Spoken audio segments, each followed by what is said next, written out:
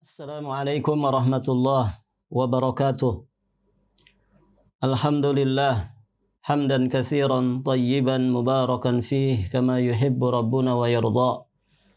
Asyhadu an la ilaha illallah wahdahu rabbi la syarika lah wa asyhadu anna Muhammadan abduhu wa rasuluh. Qala Allah ta'ala fil Qur'anil Karim, ya ayyuhalladzina amanu taqullaha haqqa tuqatih ولا تموتن إلا وأنتم مسلمون أما بعد. Para ummahat wa akhwat fillah rahimani wa rahimakumullah. Berikutnya Allah Subhanahu wa taala berfirman di surat Ad-Duha ayat yang keempat. Ba'da a'udzu billahi as-sami'il 'alim minasy syaithanir rajim. Walal akhiratu khairul laka minal ula. Dan sesungguhnya akhirat itu lebih baik bagimu dari permulaan. Sesungguhnya akhir itu lebih baik bagimu dari permulaan. Berkata Asy-Syaikh Al-'Allamah Muhammad bin Shalih Al-Utsaimin rahimahullahu ta'ala.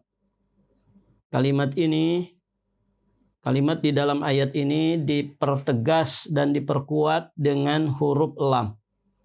Walal akhiratu. Walal akhiratu. Ada huruf lam di situ. Lam yang disebut dengan lamul ibtida. Dan al-akhirah itu yang dimaksud adalah hari berbangkitnya manusia.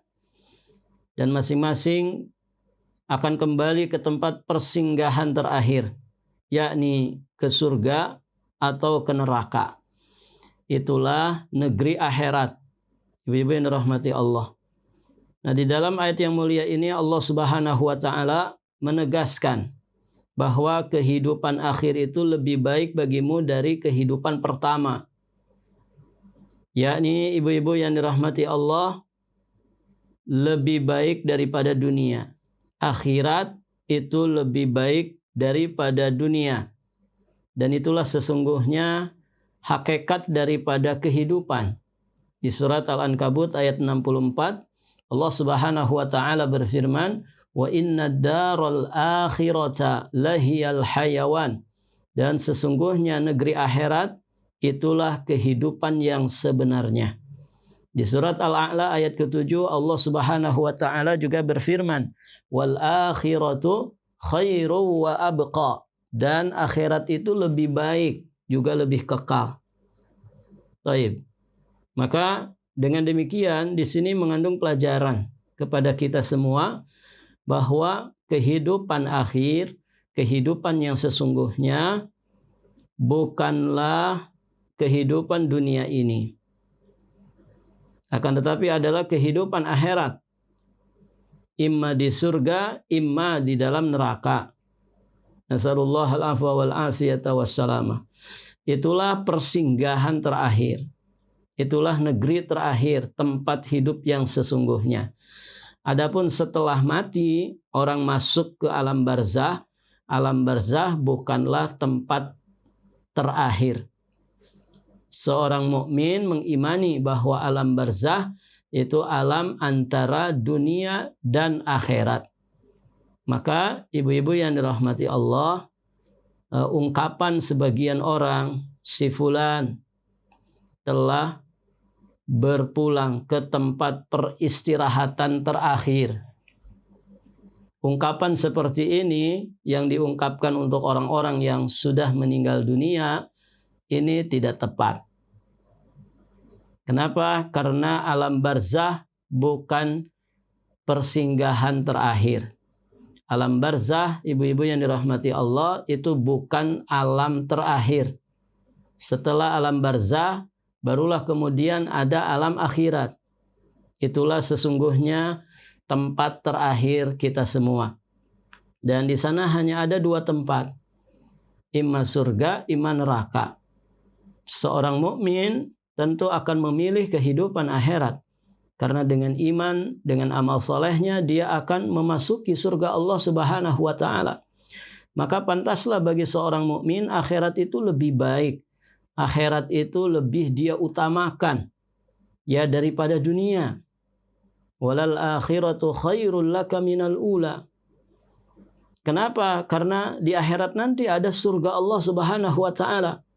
Mala ainun ra'at wala udhunun sami'at wala khatara fi qalbi bashar.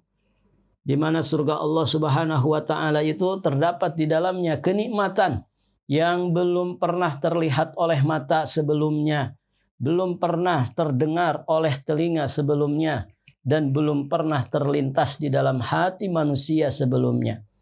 Bahkan Nabi SAW mengatakan, maudhi'un sautin fil jannah khairum minad dunya wa ma fiha.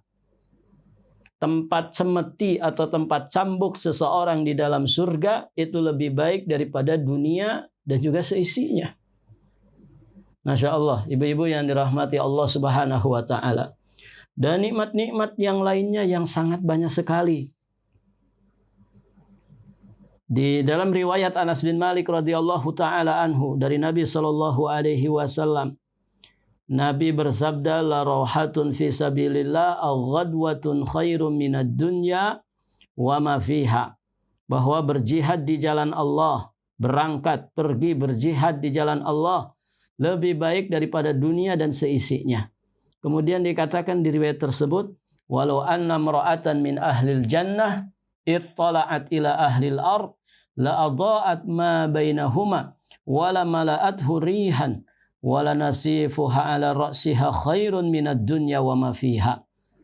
Seandainya ada seorang wanita penghuni surga mengintip penduduk bumi, niscaya dia akan menerangi antara keduanya dan akan terpenuhi dengan anginnya yang harum. Ini wanita di surga, ibu-ibu dirahmati Allah. Kalau ngintip penduduk dunia, maka dunia itu akan jadi terang benderang.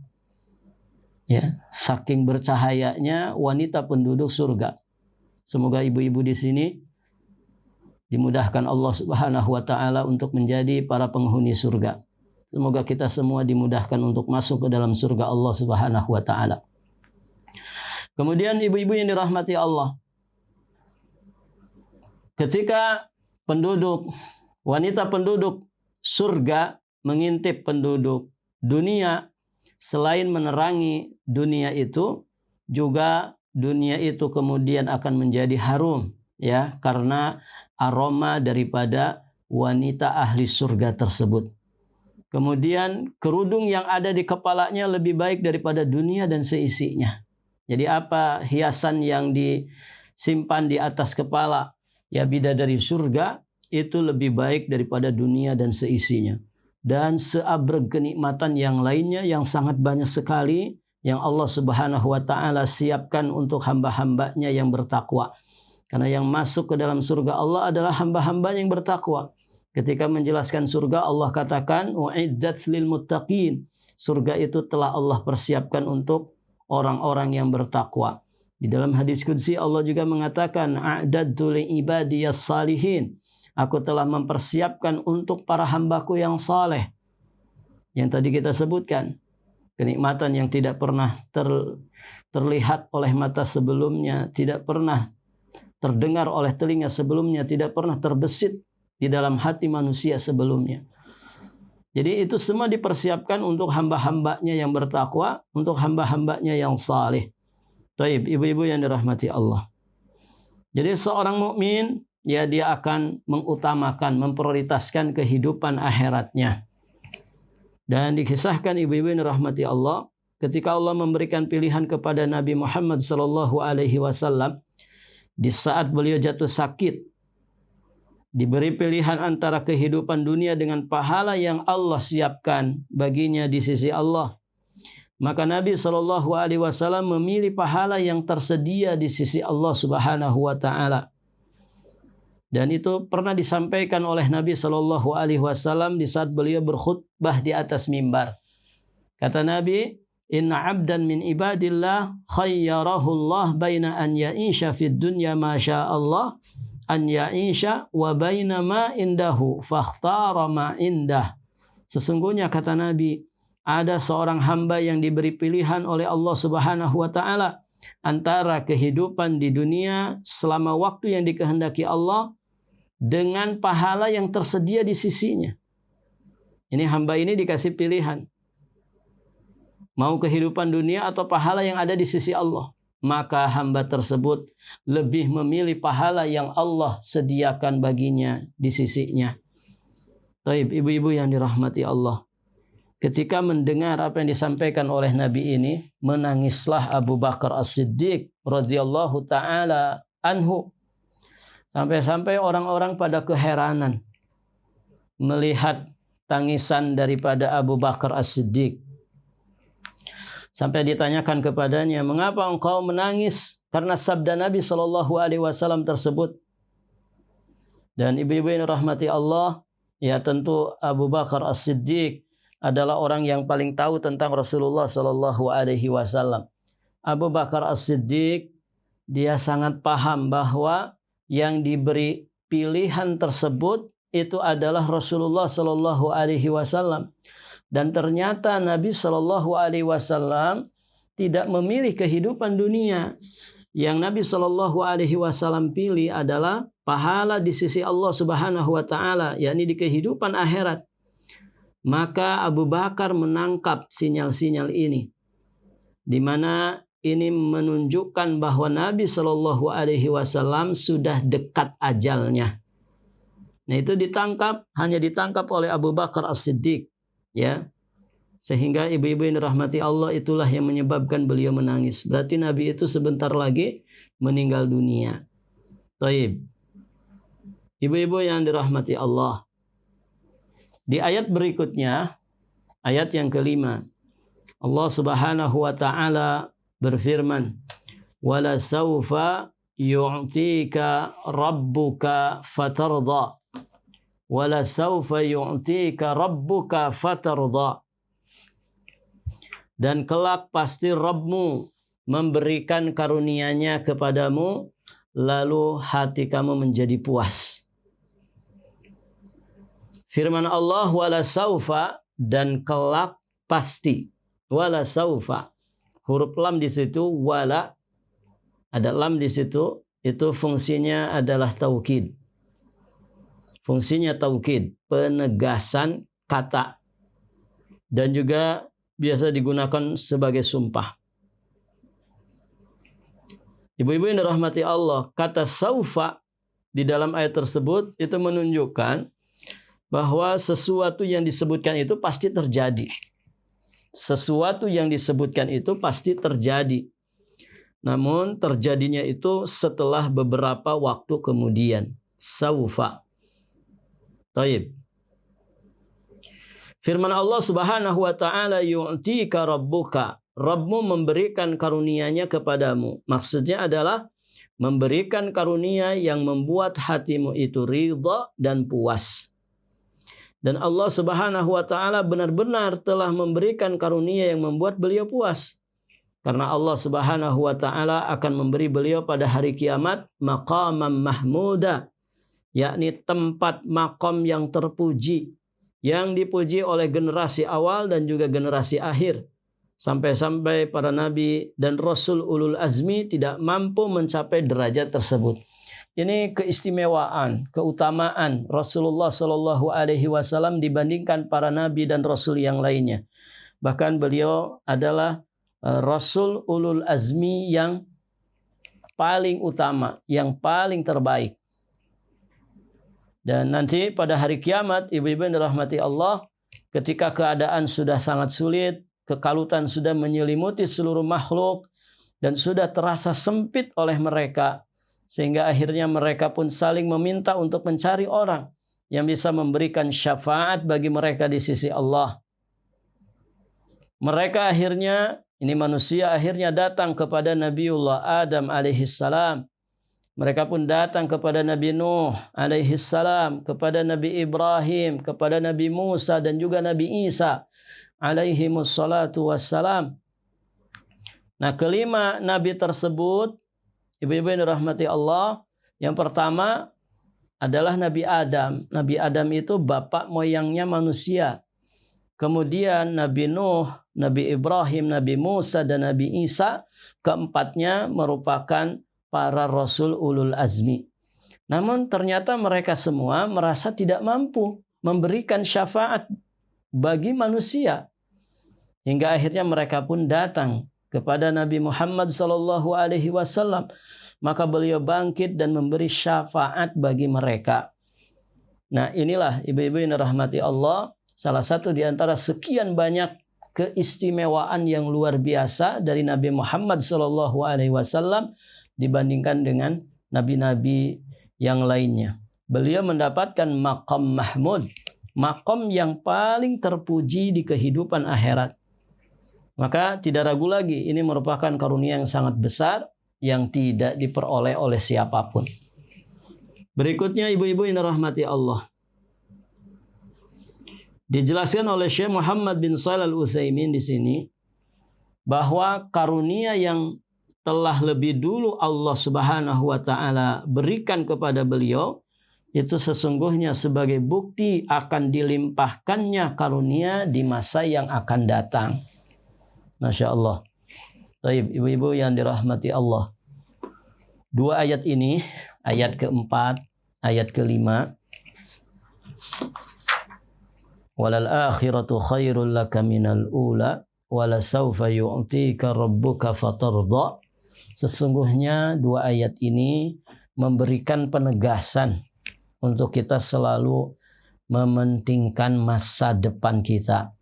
Masa depan yang dimaksud adalah bagaimana nasib kita setelah nanti kita mati dan bagaimana nasib kita setelah nanti kita dibangkitkan oleh Allah Subhanahu wa taala dari alam barzah kita. Jadi selalu mementingkan masa depan. Karena yang ada di hadapan kita adalah masa depan kita. Allah seringkali mengingatkan orang-orang beriman. Di antaranya Allah ingatkan wal tanzur nafsum ma qaddamat lighad, dan hendaknya masing-masing jiwa memperhatikan apa yang sudah dia persiapkan untuk kehidupan esoknya. Untuk kehidupan esok yang dimaksud adalah kehidupan setelah kematian. Inilah yang seharusnya menjadi fokus kita dalam kehidupan ini, ibu-ibu yang dirahmati Allah. Karena hidup di dunia bukan untuk dunia. Hidup di dunia itu untuk mencari kebahagiaan di kehidupan akhirat. Barakallahu fikum. Berikutnya di ayat yang ke-6, Allah Subhanahu wa taala berfirman, "Alam yajid kayatiman fa'awa." Bukankah dia mendapatimu sebagai seorang yatim, lalu dia melindungimu. Baik, ibu-ibu yang dirahmati Allah. Di sini ada istifham, ya, ada kata tanya. Kata tanya yang ada di ayat ke-6 surat Ad-Duha ini merupakan bentuk penegasan. Alam yajidka yatiman fa'awa. yakni Allah mendapatimu dalam keadaan yatim. Kemudian Allah Azza wa Jalla melindungimu. Karena sesungguhnya anak yatim, ibu bin rahmati Allah, butuh kepada perlindungan. Dia tidak punya ayah, tidak punya ibu. Ayah Nabi SAW itu wafat sebelum beliau dilahirkan. Dan ibunya wafat, para jamaah yang dirahmati Allah, sebelum sempurna penyusuan. Akan tetapi Allah Subhanahu wa taala tetap menjaga beliau dan memberikan bagi beliau orang-orang yang mengasuh dan membelanya sampai batas waktu yang dikehendaki Allah Subhanahu wa taala.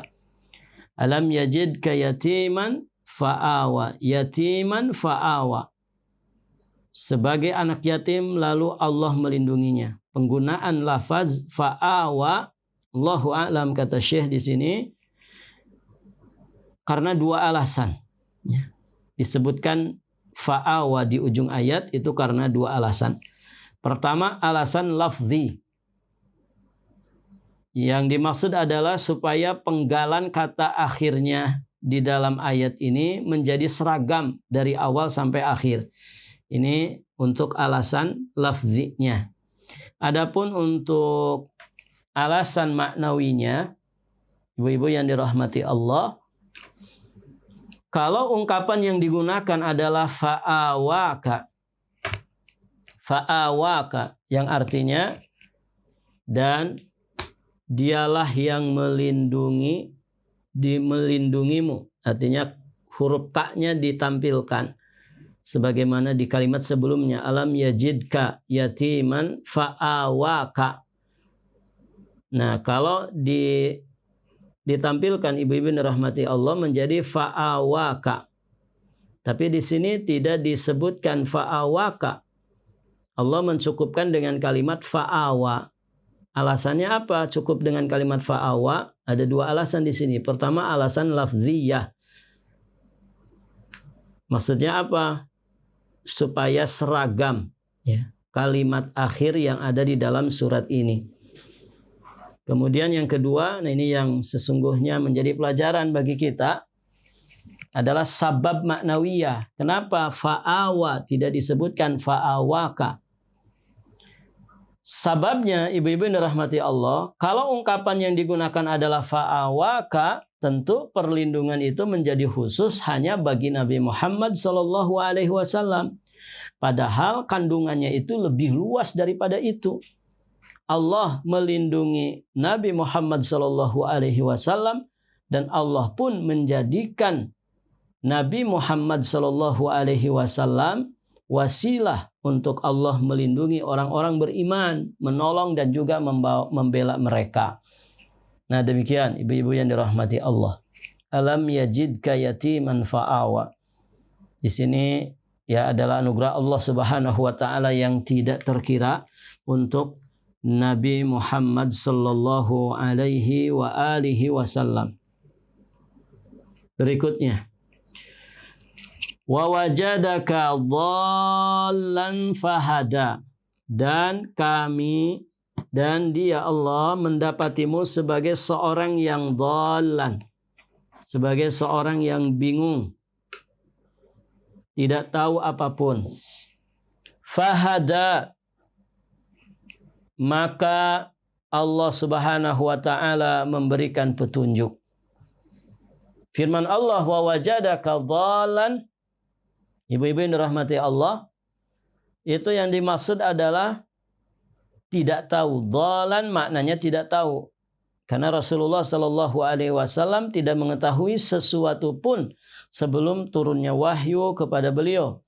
Seperti apa yang Allah Subhanahu wa taala sebutkan di dalam ayat ini, wa 'allamakum ma lam takun ta'lam. Dan Allah lah dia yang telah mengajarkan kepadamu apa yang belum kamu ketahui. Allah yang mengajari, Allah yang memberikan wahyu kepada Nabi Muhammad sallallahu alaihi wasallam. Nah, itulah makna dari fahada. Kemudian di dalam ayat yang lain, wa ma kunta tatlu min qablihi min kitabin wa la takhutuhu biyaminik. Dan kamu tidak pernah membaca sebelumnya Al-Quran sesuatu kitab pun. Kamu tidak pernah membaca sebelumnya, yakni sebelum Al-Quran, sesuatu kitab pun. Dan kamu tidak pernah menulis suatu kitab dengan tangan kananmu. Jadi ibu-ibu yang dirahmati Allah, beliau itu tidak mengetahui tentang sesuatu apapun sebelumnya. Itu yang dimaksud dengan dhallan. Bahkan beliau adalah seorang yang ummi. Ya, seorang yang ummi, tidak tahu baca tulis. Allah berfirman, huwallazi ba'atsa fil ummiyina rasulan minhum. Dialah yang mengutus kepada kaum yang buta huruf seorang rasul di antara mereka. Jadi Nabi itu dari golongan yang ummi. Ummi, tidak bisa baca, tidak bisa tulis. Nah, itulah makna daripada dhallan. Namun Allah Subhanahu wa taala hada, memberikan petunjuk kepadanya, memberikan kedudukan yang tinggi. Ya. Beliau mendapatkan kedudukan yang tinggi dari Allah Subhanahu wa taala dengan wahyu yang Allah turunkan kepada beliau, sehingga beliau mengetahui dan dapat mengerjakannya. Kemudian dalam ayat ini Allah Subhanahu wa taala berfirman fahada, lalu Allah memberimu petunjuk. Ini tidak diungkap wallahu a'lam dengan lafaz fahadaka. Sebagaimana ayat sebelumnya fa'awaka, tapi tidak ditampilkan ka-nya. Fa'awaka. Nah, di sini juga fahadaka. Kenapa tidak ditulis fahadaka, dicukupkan saja fahada? supaya kandungan maknanya itu lebih luas dan juga lebih umum. Allah Subhanahu wa taala telah memberi petunjuk kepada nabinya sallallahu alaihi wasallam, dan Allah memberi petunjuk melalui beliau sehingga beliau adalah pemberi petunjuk. Jadi makna fahadan adalah Allah memberimu petunjuk dan memberi petunjuk melalui dirimu. Masya Allah. Ibu-ibu yang dirahmati Allah, Nabi Shallallahu Alaihi Wasallam ditunjuki oleh Allah Azza wa Jalla, dan Nabi Shallallahu Alaihi Wasallam pun ya diperintah untuk menjadi wasilah orang lain itu mendapatkan hidayah petunjuk dari Allah Subhanahu wa taala. Nah, disitulah kenapa Allah mencukupkan dengan kalimat fahada, tidak ditampilkan ya kata ganti orang keduanya fahadaka, ya supaya cakupannya lebih umum. Karena Nabi itu ya bukan hanya orang saleh, tapi Nabi itu orang yang muslih. Tidak hanya beliau itu saleh, tapi beliau ya punya banyak peran. Bahkan itulah visi misinya untuk mensolehkan umat manusia, dan begitu. Nabi Shallallahu Alaihi Wasallam tidak semata dapat petunjuk untuk dirinya. Nabi juga menjadi wasilah untuk menyampaikan petunjuk Allah itu kepada manusia, sehingga menjadi sabab ya manusia mendapatkan hidayah taufik. Allahu a'lam bissawab. Kemudian ibu-ibu yang dirahmati Allah, selanjutnya Allah berfirman, wa wajadaka ailan fa'aghna, dan Allah mendapatimu sebagai seorang yang ailan, kekurangan, fa'aghna, lalu Allah memberikan kecukupan. Yang dimaksud di sini ibu-ibu yang dirahmati Allah, Allah mendapatimu dalam keadaan fakir, tidak memiliki sesuatu apapun. Fa'aghna, lalu Allah memberikan kecukupan. Yani Allah memberimu kecukupan dan memberi kecukupan melalui dirimu. Allah Subhanahu wa taala berfirman, wa'adakumullah maghanima katsiratan ta'khudunaha. Allah menjanjikan kepada kamu harta rampasan yang banyak yang dapat kamu ambil. Masya Allah. Ibu-ibu yang dirahmati Allah, dalam sirah nabawiyah kita akan tahu berapa banyak ghanimah dari orang-orang kafir yang diperoleh oleh kaum muslimin di bawah kilatan pedang. Sungguh ghanimah yang sangat banyak sekali. Semua itu diperoleh melalui Rasulullah Sallallahu Alaihi Wasallam yang mulia ini. Setelah mereka, yakni umatnya, mengikuti petunjuk dan sunnah Nabi Sallallahu Alaihi Wasallam. Lantas Allah Subhanahu wa taala menolong mereka melalui beliau, dan mereka berhasil merebut ghanimah di timur sampai di barat. Sekiranya umat Islam kembali kepada petunjuk salafun saleh, tentu kemenangan, kekayaan, kemuliaan, dan kekuatan akan kembali mereka dapatkan. Akan tetapi beliau mengingatkan di sini, sangat disayangkan umat Islam sekarang ini masing-masing hanya mementingkan urusan pribadinya sambil menutup mata terhadap faktor-faktor yang akan menyebabkan umat Islam ini jaya ya ataukah terhina. Nah, demikian ibu-ibu yang dirahmati Allah.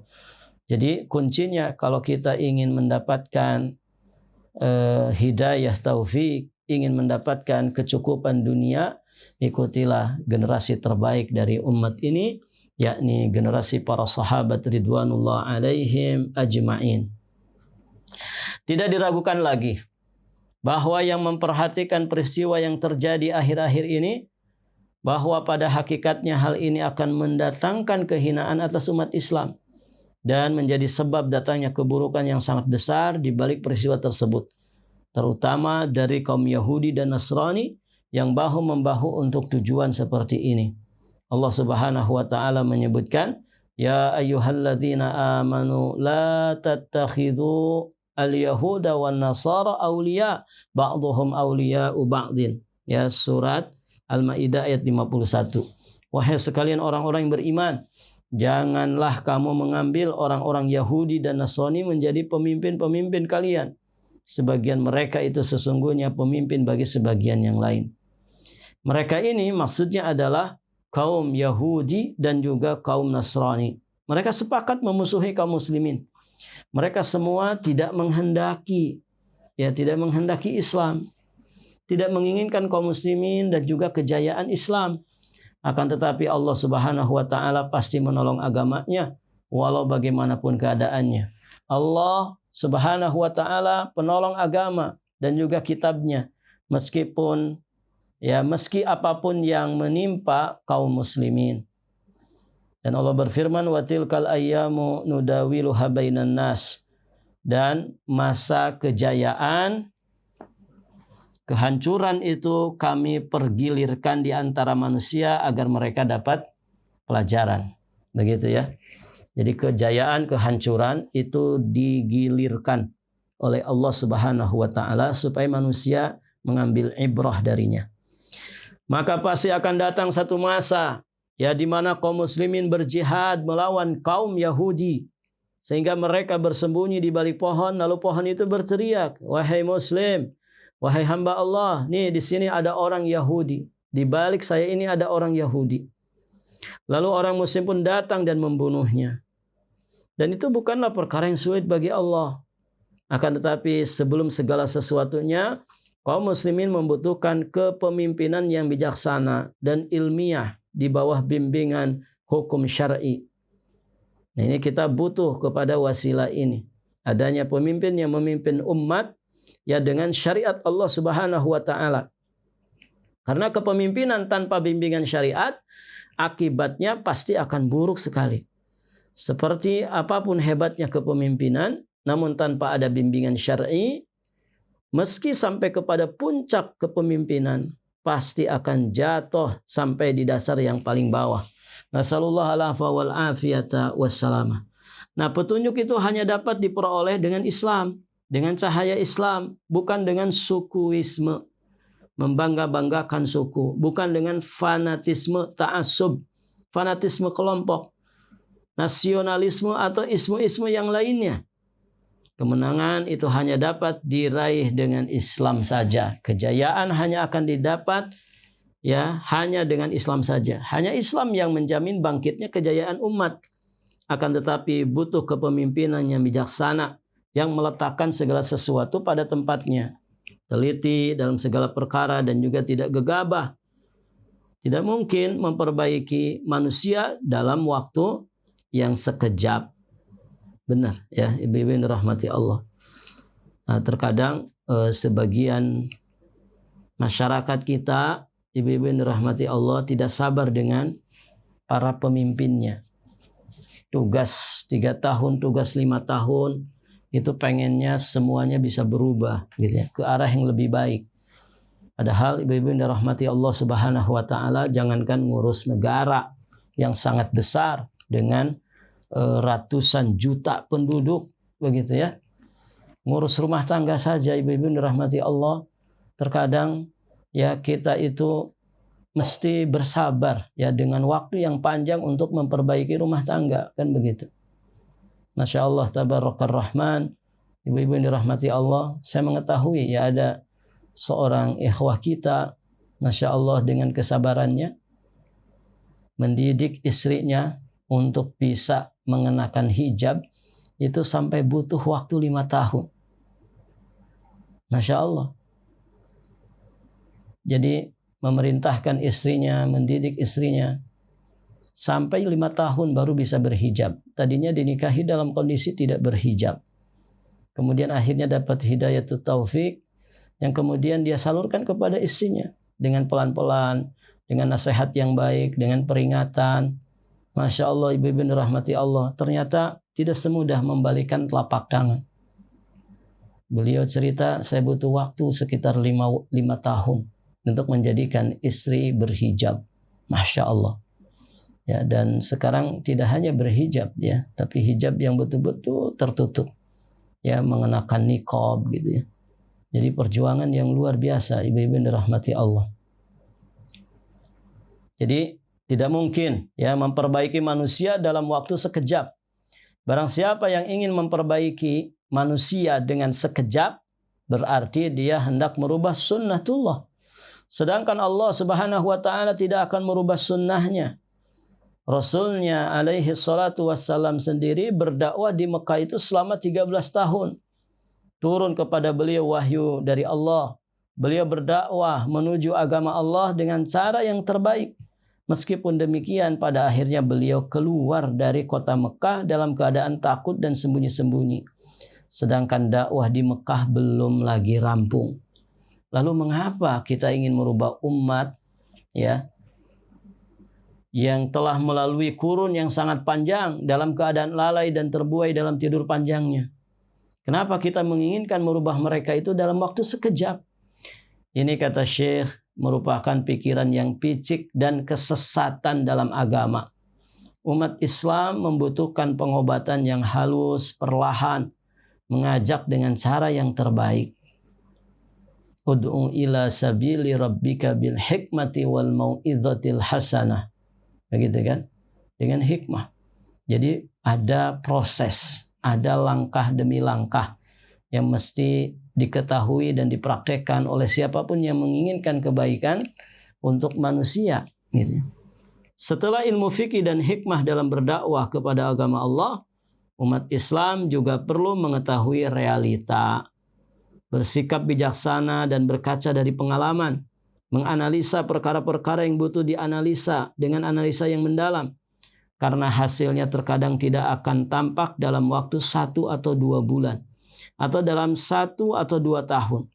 Seorang yang berakal tentunya bersabar, menganalisa, mengamati, hingga dia mengetahui hakikat. Dibutuhkan pula tekad, ini jelas ya. Dibutuhkan azam, keteguhan dan kesabaran. Harus ada tekad, harus ada azam, keinginan kuat yang memotivasi dirinya. Harus ada kesabaran sehingga dia bisa teguh. Jika tidak, maka akan banyak perkara-perkara yang terluput. Taib, ibu-ibu yang dirahmati Allah.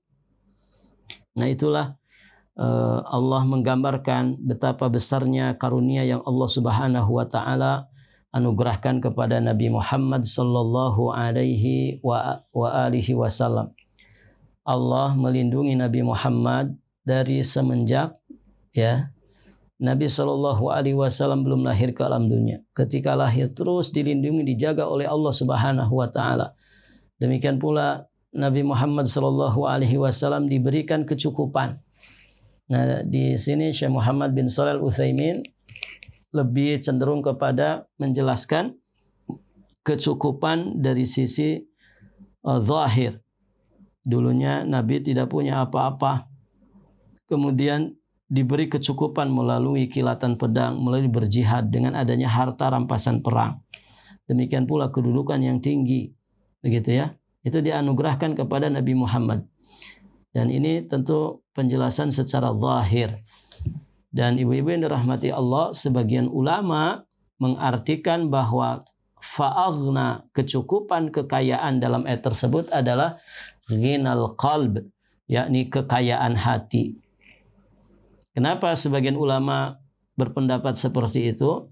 Karena kata mereka ayat ini termasuk ayat Makkiyah yang diturunkan sebelum Nabi SAW hijrah ke Madinah. Dan pada saat itu sudah dimaklumi bahwa Nabi memiliki harta yang minim. Begitu ya. Nah demikian, ibu-ibu yang dirahmati Allah. Jadi di Mekah itu Nabi belum punya apa-apa. Barulah ketika di Madinah Nabi SAW memiliki apa yang beliau miliki. Nah ayat ini itu Makkiyah. Ya sehingga di Mekah Nabi SAW belum mendapatkan kecukupan kekayaan. Maka dengan demikian sebagian ulama memaknakan aghna di situ sifatnya maknawiyah. Allah kayakan hatinya, hati Nabi Muhammad SAW, dan sesungguhnya itulah hakikat daripada kekayaan. Dan penjelasan ini ibu-ibu yang dirahmati Allah tentu juga selaras ya dengan hadis-hadis Nabi yang menjelaskan bahwa kekayaan sejati itu letaknya di hati, yakni sikap qanaah dengan apa yang diberikan oleh Allah Subhanahu wa taala. Jadi bukan pada kuantitas dari hartanya, tapi kualitas daripada hartanya. Apakah hartanya itu diberkahi ataukah tidak? Dan Nabi menyebutkan laisal ghina an kasratil arad. Bukanlah kekayaan itu dengan banyaknya kemewahan dunia, walakinnal ghina ghinan nafs. Akan tetapi kekayaan sesungguhnya adalah kayaknya jiwa atau kayaknya hati. Nah, demikian ibu-ibu yang dirahmati Allah, semoga Allah Subhanahu wa taala menjadikan kita semua orang-orang yang berkecukupan, tidak hanya dari sisi materi dunia, tapi juga kita mendapatkan kecukupan dan juga kekayaan ya dari sisi batin kita, dari sisi maknawiyah kita, dari sisi agama kita. Dan semoga dengan itu kita bisa selamat dunia dan juga akhirat. Thayyib, sampai di sini dulu ibu-ibu yang dirahmati Allah pelajaran kita. Semoga apa yang kita pelajari bermanfaat bagi kita semua, menjadi ilmu nafi dan juga tambahan iman dan amal saleh bagi kita semua. Amin ya Allah ya Rabbal Alamin. Akhiru da'wana anil hamdulillahi Rabbil Alamin.